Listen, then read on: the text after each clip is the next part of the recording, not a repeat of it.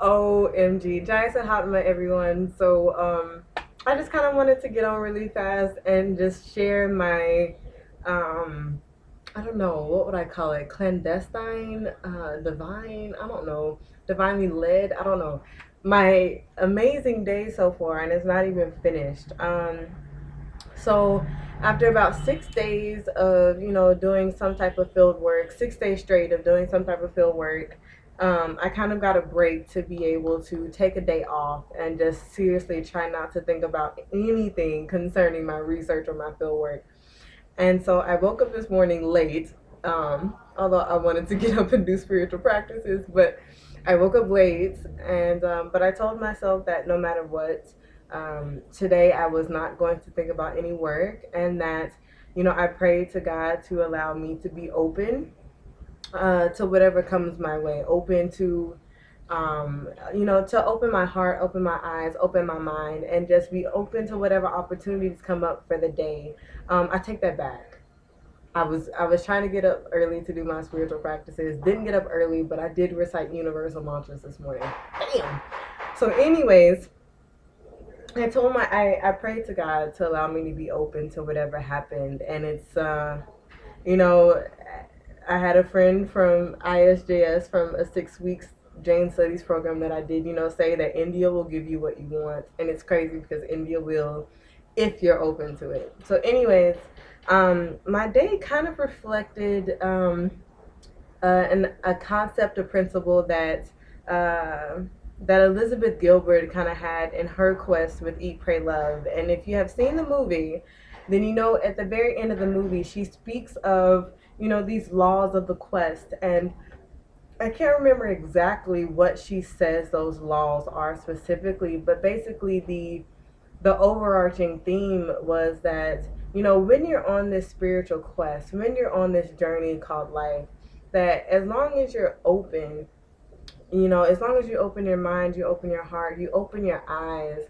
to every opportunity, every door that's open, that every encounter, that every conversation, that every event that happens is a clue, is a hint, is a way, a step towards you, continuing to walk on your spiritual path, a way for you to, a hint as to which way you're even supposed to walk.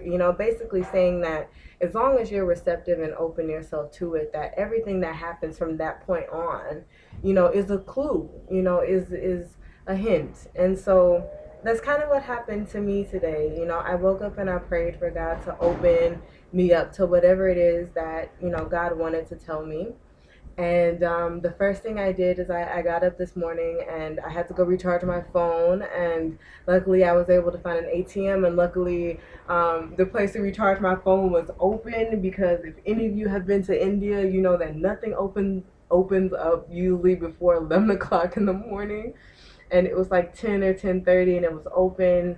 I was able to find a rickshaw. The very first rickshaw that came to me took me to Anoki Cafe, and it was open. I was able to enjoy my cream cheese bagel. I was able to journal, and then I had a meeting with a healer, a holistic healer, at 11:30 today. And at first, I was, kind of a little bit nervous, and I was thinking that I didn't even need to go see her anymore. And I'm saying that because the reason why I even woke up at the time I woke up on was because my guru actually called me, and I was able to, ask him some questions and get a few answers and get confirmation for things. So that was my first, like, weird moment, was that he called me today on my day off, my day that I decided to, fulfill it with spiritual, divine, type of activities and events.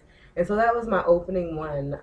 And so then, fast forwarding, I was able to go to Anoki. But after hearing that phone call from him and having that conversation, I thought maybe I don't need to see her. Maybe I just need to chill out today and just enjoy life and not go talk to her about anything. And then I remembered, no, go ahead and go. It won't hurt. And so again, before I went to go see her, I prayed, God, allow me to open myself up to her and be truthful and be open to whatever it is she suggests to me or tells me or doesn't suggest to me. And so I get there, and we have tea, we talk, and I tell her about my lack of motivation lately, and everything that's going on in my overall just search. And it was crazy that she was able to connect to me and relate, because she had those same type of issues. And she was telling and giving these examples and these metaphors that resonated within me. She was saying, I am kind of like a person circling a pot of honey. I know it's honey and I know that it tastes sweet, but for some reason I won't go taste it. And she was using that metaphor to compare it to me in meditation, that I've had a little, I've done it enough to know that it works. I've done it enough to know that it is good for me, but yet I keep circling around it and I won't just completely and fully taste it. The person walking around the pot of honey. And we end up having this conversation, and she told me all these different reasons for what it could be. Of course, karma, and just maybe not the right technique, energy blocks, all this stuff. But she said, even though she does all of these different type of healing methods, she highly, highly suggested Vipassana. And this is the second time that someone has suggested Vipassana to me. And I have been dreading it because it's 10 days of complete silence, which is not actually the not talking that gets me. It's the not being able to read, not being able to write. And I like to journal. I like to write down what happened during my day from time to time. And so, especially with things when it comes to spiritual things. So going 10 days without silence, not being able to journal or write, I was like, OMG. I was able to ask her in-depth questions about it. And the more and more she talked about it, it began to talk to me, because she was saying, what I'm yearning for is a taste of God. I'm yearning for an experience. I want to feel God. And even though she said mantras are good and guided meditations and visualizations are good, but even then you're still using energy. You're still doing something that isn't a part of you. You're imagining something, whereas in Vipassana, you're not using any type of tool that you have to exert any more energy than you already exert. And that's by simply focusing on the breath.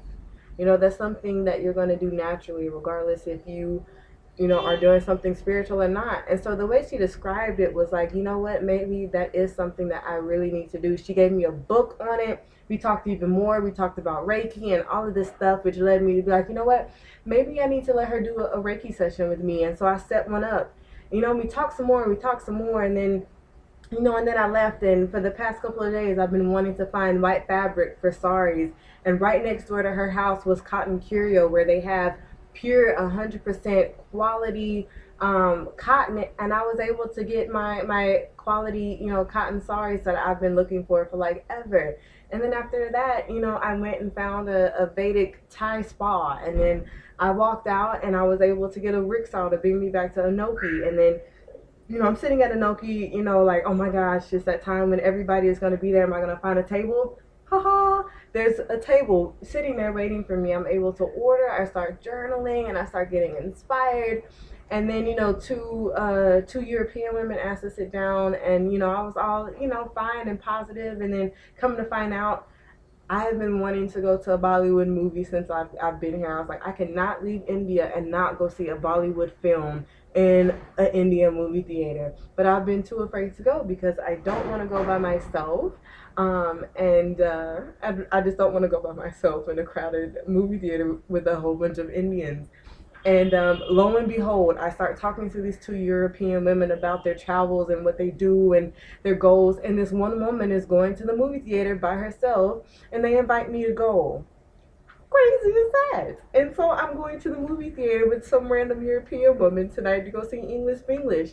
And now, I'm back at home. I have a few hours before the movie, and I'm just going to relax and try and find Vipassana retreats.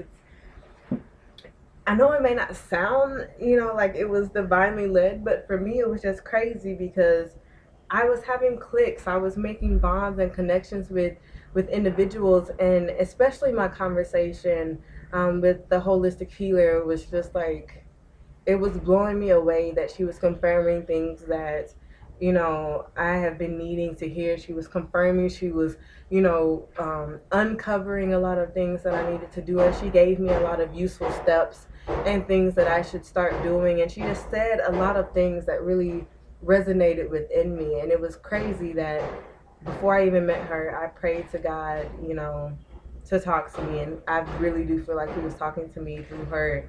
And then the whole movie thing was just crazy too. So I've already gone over 10 minutes. I just wanted to share, you know, and say that maybe Elizabeth Gilbert was really onto something. If you open yourself up to the possibility and just pray to God to show you the way, and you're truly open, you know, and you believe that whatever happens after that is a hint, is a clue, it really, really is, you know.